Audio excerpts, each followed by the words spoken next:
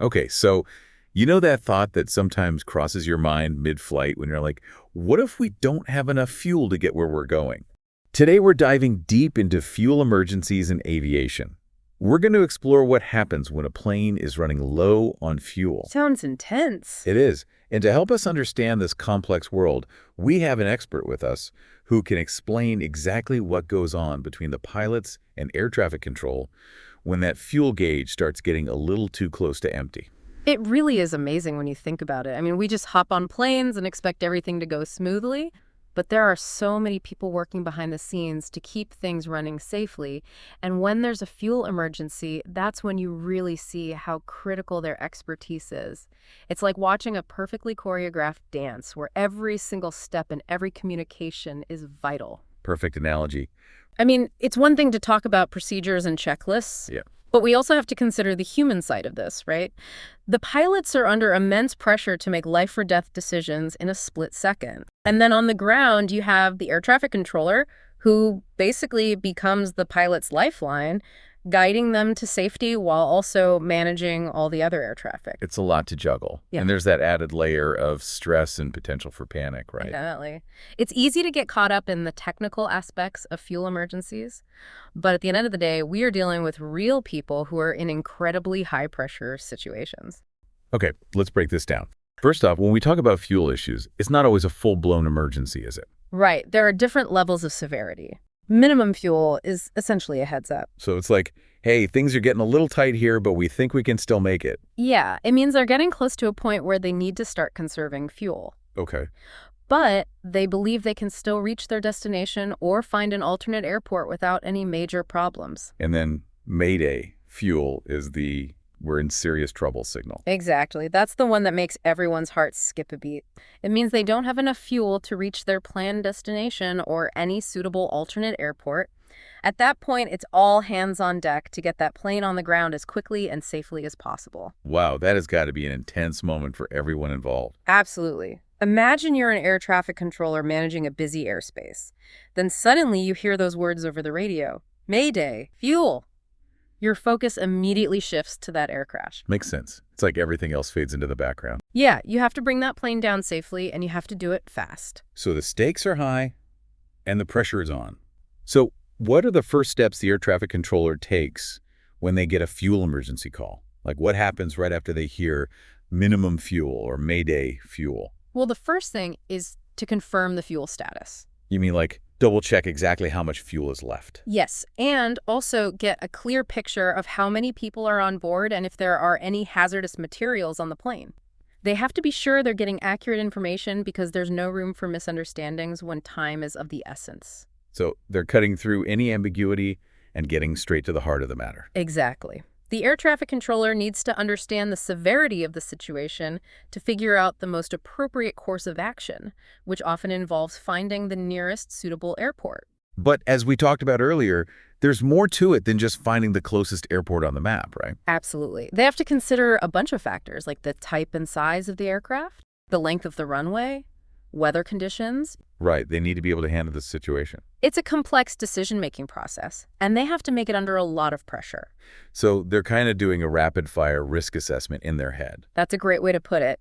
And while they're doing all that, they're also communicating with the pilot, providing guidance, and coordinating with emergency services on the ground. So it's like they're juggling a million things at once. Pretty much. Now, what about the pilots? What's happening in the cockpit during a fuel emergency? I mean, they're the ones actually flying the plane and dealing with the immediate danger. You're right, they're on the front lines. I can only imagine. They have to make critical decisions with limited information and time. And of course, they're responsible for the safety of everyone on board. It's a lot to handle. One of the first things they'll do is try to conserve fuel.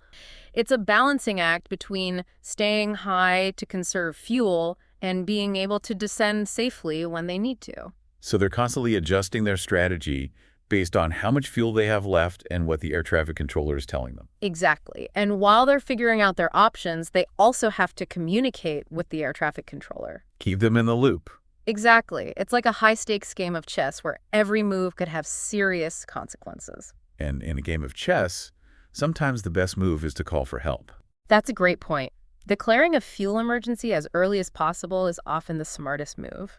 So it's not about trying to tough it out or hoping for the best. It's about recognizing the situation and asking for help. Exactly. The sooner they declare a fuel emergency, the more options they have, and the more time everyone has to find a safe solution. It's like an ounce of prevention is worth a pound of cure. But in this case, early action could be the difference between life and death. Absolutely. There's a really interesting real-world example that illustrates this point. Is this the Air Transat Flight 2386? You know it. The one where they had a huge fuel leak and had to glide for a long time? Yeah, back in 2001, this Airbus A330 was flying from Toronto to Lisbon, and a mechanical issue caused a fuel leak. They ended up gliding for 19 minutes after they lost almost all their fuel. 19 minutes. That's a long time to be gliding. You can't even imagine the tension, but thanks to the skill of the pilots and the guidance from air traffic control, they managed to land safely in the Azores. It's an incredible story. And it really shows how important it is to have procedures in place for these types of emergencies. And the level of skill and training these people have is incredible. It's a reminder that even when things go terribly wrong, there's still a chance for a positive outcome. And a lot of times, that comes down to the expertise, the communication, and the quick thinking of the people on the ground and in the air. They all play a critical role. Exactly. And it's like they say, hope for the best, but prepare for the worst. And in aviation, that preparation involves the technical stuff, but also the human element. Yeah, being able to stay calm and think clearly under pressure. And to work together effectively when every second counts. It's that mix of human skill and technology that makes safe air travel possible, even when something like a fuel shortage happens. That's a great point. We've learned so much about fuel emergencies already. But there's still more to uncover, so stay tuned, because in the next part of this deep dive, we're going to go even deeper into the specific actions that pilots and air traffic controllers take during these events.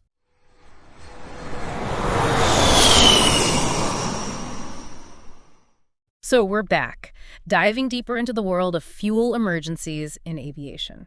We've talked about the different levels of fuel emergencies and how things get rolling when a plane is running low on fuel. Now I'm curious, what does the air traffic controller actually do? Yeah, it's more than just, hey, land at the nearest airport. Right. It's got to be. Yeah. What are they doing behind the scenes to manage these situations? Well, you've got it. It's quite a bit more involved. Think of them as a conductor leading an orchestra. They're coordinating a bunch of moving pieces to make sure that plane lands safely. They follow procedures, but they also have to think on their feet because each emergency is different. So you're saying they have to be flexible? Absolutely. So let's walk through those procedures. What are those steps the air traffic controller takes when that fuel emergency call comes in? Yeah, take us through it. Well, as we mentioned before, step one is confirming the fuel status. They need to know exactly how much fuel the aircraft has left, how much time they have to work with. Especially if the initial call was unclear. Exactly. Sometimes the language can be a bit, well, non-standard when things are stressful. But the air traffic controller has to get a very precise understanding of what's going on. So they cut through all the noise, figure out exactly how much fuel is left, and then what? I'm guessing they tell the pilot to stay high, if possible, right? To conserve fuel. Exactly. You're on the ball, got to buy some time to find a good landing spot, and that's the next task, finding that nearest suitable airport. And here's where things get tricky. I bet. Because we talked about how it's not just about finding the closest airport on the map. Right. They got to think about the aircraft type, the weight, runway length, weather, even things like, are there emergency services at that airport? Wow, there are so many things to consider. It really is like a complex equation. And remember, they have to solve it fast because lives are at stake. So once they figure out the best option, they have to communicate all this to the pilot. Location, runway, weather, any potential obstacles. Right. They're directing the plane and giving the pilot everything they need for a safe approach. Precisely. And while they're doing all of that, they're coordinating with emergency services on the ground. Got to make sure everybody's ready for the aircraft's arrival. It's like a massive coordinated effort. Yeah, you've got it. The air traffic controller is at the center of it all, making sure everybody's on the same page. But they also have to be super careful not to create more problems, right? You're right. Every missed approach adds more stress and burns precious fuel. Right. So they have to be very clear and precise, not anticipate any potential issues that could pop up. So we've talked about the communication with the pilot, but there's also that other crucial information the air traffic controller needs to gather early on. What was it?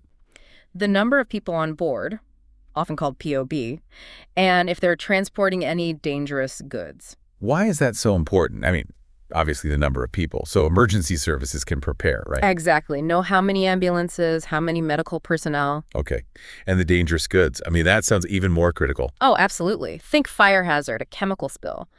That information completely changes how the responders have to approach the situation. So the air traffic controller is not just guiding the plane, but they're also relaying vital information that could save lives on the ground. They're like the central information hub. Sounds like an incredibly tough job, requiring not just technical know-how, but also amazing communication skills. You're absolutely right. And all this while staying cool as a cucumber? Right. So we've really gone deep into procedures, the technical side of these emergencies. But let's not forget that there are real people at the heart of all this. We've been talking a lot about the technical side of things, Yeah. checklist, communication, all that. Right. But let's not forget about the human element in all of this. You're absolutely right. Behind all those radio calls and procedures, there are real people experiencing this event. I mean, can you imagine you're a passenger and you know the plane is low on fuel? It doesn't get much scarier than that. And for the pilots, knowing they're responsible for everyone on board, having to make these split-second decisions, It must be incredibly stressful. absolutely. The stress can affect how pilots communicate. They might use unclear or non-standard language when they're talking to air traffic control. Wow. So it's even more impressive that the air traffic controllers are able to understand them and take the right actions. They're highly trained to handle these situations. It's like they're solving a puzzle with missing pieces. That's a great analogy. And they're not just interpreting the words, they're also picking up on the emotions behind them. So they have to be a bit of a mind reader. In a way, yeah. It's about creating a connection with the pilot, building that trust, so they can work together to get that plane down safely. I guess that's a good reminder that even with all the technology we have, it still comes down to human skill and communication. So next time you're flying, remember, there are people behind the scenes doing everything they can to keep you safe. This deep dive has been really eye-opening. It makes you realize just how much goes into handling a fuel emergency. Something most of us don't even think about, but it's amazing to see the level of skill and the dedication that goes into making sure these situations have a safe outcome. And while hopefully none of us ever have to experience a fuel emergency firsthand, Right. it's fascinating to learn about the process and the people involved. It gives you a whole new appreciation for the complexities of aviation. So as we wrap things up, I'm curious, what do you think you would do if you were on a flight and there was a fuel emergency? Would you panic? Or would you trust the crew and air traffic control to handle it? It's definitely something to think about. And it's a reminder that even in the face of uncertainty, there's often an incredible story of skill, resilience, and human ingenuity happening behind the scenes. Thanks for joining us on this journey into the worlds of fuel and aviation communication. We hope you learned something new and maybe feel a little more informed about what happens behind the scenes to keep us all flying safely. Until next time. Until next time, safe travels, everyone.